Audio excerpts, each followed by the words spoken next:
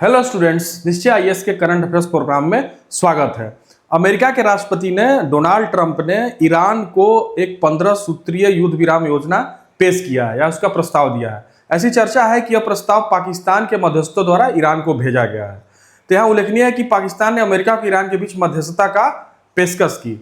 यह एक तरीके से इस तरीके से जो ये अभी जो घटना घटी है, ये कहीं ना कहीं साउथ एशिया की जो कूटनीतिक जो डिप्लोमेसी है उसको एक चेंज कर रहा है कि क्या जो है पाकिस्तान की इतनी भूमिका बढ़ गई है कि वो मध्यस्थता भी कर सकता है। और ये प्रस्ताव ऐसे समय में भी आया है जब अमेरिका की सेना 82वीं एयरबर्न डिवीजन के कम से कम जो 1000 सैनिकों को भी ईरान में दोबारा वापस भेजने वाला है, और ताकि वहाँ जो पहले से जो मौजूद 50,000 से ज़्यादा सैनिक हैं उसको एक सपोर्ट मिल पाए। लेकिन सवाल यह उठता है कि जो पाकिस्तान द्वारा जो अमेरिका और ईरान वार्ता में मध्यस्थता की जो पेशकश की गई है वो केवल एक कोई कूटनीतिक पहल है या फिर कोई क्षेत्रीय संतुलन या रणनीतिक महत्वाकांक्षा या वैश्विक राजनीति से जुड़ा हुआ कोई प्रश्न है। तो इन सारे चीजों पर हम चर्चा करेंगे इस टॉपिक में। साथ ही जो है इसमें हम ये देखेंगे कि जो भारत का क्या पक्ष है, भारत के लिए किस तरीके से एक वार्निंग साइन क्या वास्तव में है, इन सारे मुद्दों पर हम चर्चा करेंगे। तो बने रहिएगा शुरू से अंत तक इस वीडियो में।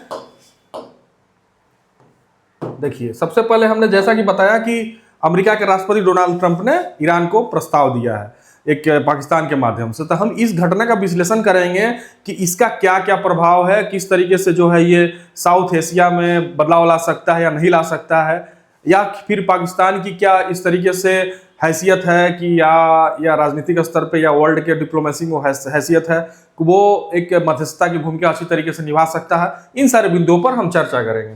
देखिए, सबसे पहले आता है क्षेत्रीय शक्ति संतुलन, रीजनल पावर प्ले। ठीक है, पाकिस्तान की यह पहल खुद को एक जिम्मेदार क्षेत्रीय खिलाड़ी के रूप में पेश करने की कोशिश है। ठीक है, भारत के लिए संकेत है कि पाकिस्तान वैश्विक मंच पर अपनी प्रासंगिकता बढ़ाना चाहता है। ये जिस तरीके से वो पेश किया है अपने आप को एक मध्यस्थता के लिए, वो कहीं ना कहीं वो उसकी महत्वाकांक्षा को दर्शाता है। और भारत के लिए ये जरूर इसमें एक तरीके से अगर ये खतरे का संकेत नहीं तो कम से कम सावधानी का संकेत जरूर है कि पूरी तरीके से उसको देखता रहे कि क्या वो एक्शन ले रहा है। साथ ही साथ यदि सफल होता है तो पाकिस्तान को कूटनीतिक लाभ मिल सकता है और भारत के लिए भारत के प्रभाव को ये चुनौती दे सकता है। इसलिए जो है ये जो घटना हो रही है अंतर्राष्ट्रीय राजनीति में, तो इसमें भारत को खासकर अपनी भूमिका को लेकर सतर्क रहना चाहिए और इस पे जो है वेट एंड वॉच की जो है रणनीति अपनानी चाहिए कि देखते रहो और गंभीरता से उसको जो है परीक्षण करते रहो। अब देखिए कि अमेरिका के संबंध जो है सुधारने की कोशिश जो है ये भी हो सकता है कि पाकिस्तान जो है अमेरिका से अपने संबंध को सुधारना चाहता है। देखिए, अमेरिका और पाकिस्तान के संबंध हाल के वर्षों में कमजोर हुए हैं। मध्यस्थता की पेशकश से पाकिस्तान खुद को फिर से यूजफुल पार्टनर साबित करना चाहता है। जिस तरीके से पहले से वो पार्टनर था, अभी जो है हाल के वर्षों में देखा गया है कि पाकिस्तान से संबंध अमेरिका के कुछ कमजोर हुए हैं। तो हो सकता है कि इसमें जो अमेरिका अपने आप को एक कूटनीतिक अवसर के तौर पर इस चीज को ले रहा हो कि मध्यस्थता की भूमिका हम निभाना चाहते हैं। तो ये है। साथ ही भारत के लिए चिंता का विषय हो सकता है क्योंकि अमेरिका पाक रिश्तों में सुधार भारत अमेरिका रणनीतिक साझेदारी को प्रभावित कर सकता है।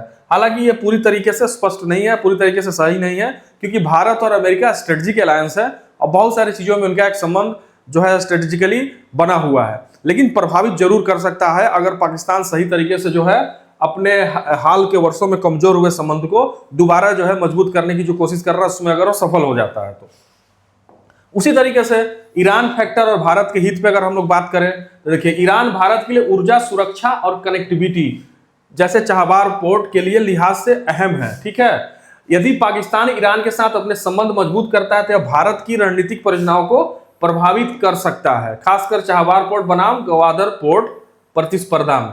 ठीक है, तो ये कहीं ना कहीं ये जरूर हो सकता है कि अगर इस मध्यस्थता में अगर उसको सफलता मिलती है पाकिस्तान को, तो जो भारत और ईरान संबंध है उसको भी कहीं ना कहीं प्रभावित कर सकता है। जो भारत में, जैसा कि भारत का ईरान में जो परियोजना चल रहा है, हालांकि युद्ध में फंसा हुआ ईरान, ये बात की बात होगी, लेकिन कहने का मतलब ये है कि अगर इसमें सफल हो जाता है तो ईरान चूंकि भारत का एक अच्छा पार्टनर है, उससे हम बहुत ज्यादा अपनी ऊर्जा की आपूर्ति भी करते हैं।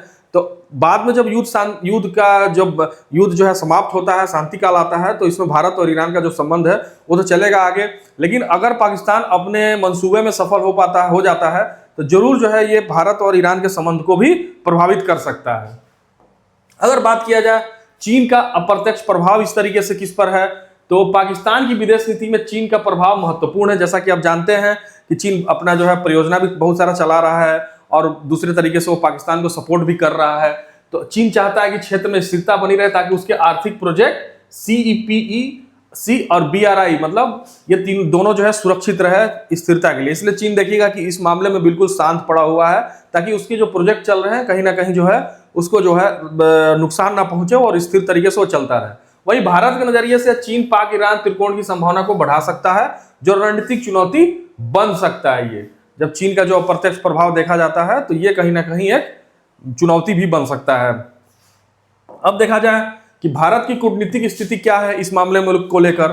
देखिए, जैसा कि भारत पारंपरिक रूप से अपने आप को स्ट्रेटेजिक ऑटोनॉमी की नीति को अपनाता है और भारत की विदेश नीति की हमेशा से ये जो है विशेषता रही है कि वो जो है एक तरीके से जो है स्ट्रेटेजिकली ऑटोनॉमी को पालन करता है और स्वतंत्र होकर अपने नीति का पालन करता है, स्वतंत्र होकर अपने विदेश नीति को चलाता है बिना किसी पक्ष के लिए और बिना किसी की प्रशंसा किए और ना ही किसी विशेष पक्ष की जो है शिकायत किए या कंप्लेन किए या उसकी जो है किसी तरीके से उसके बारे में आलोचना किए।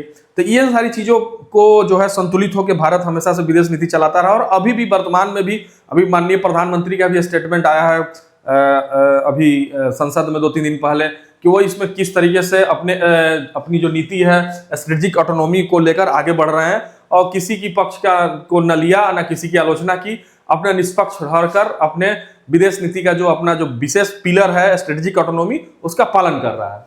जैसे हमेशा से मैंने बताया कि संतुलित रुख अपनाता रहा है, एक तरफ अमेरिका के साथ साझेदारी है, दूसरी तरफ ईरान के साथ सहयोग। इसलिए भारत सीधे इस मध्यस्थता का विरोध नहीं करेगा लेकिन सतर्क नजर जरूर रखेगा, क्योंकि इसमें जो है दोनों जो भारत के ईरान और अमेरिका दोनों से जो है एक जो है संबंध है और सहयोग है। तो इस दृष्टिकोण से जो भी मध्यस्थता होगी इस पे जो है विरोध नहीं करेगा भारत, लेकिन एक सतर्क नजरिया रखना जरूरी है।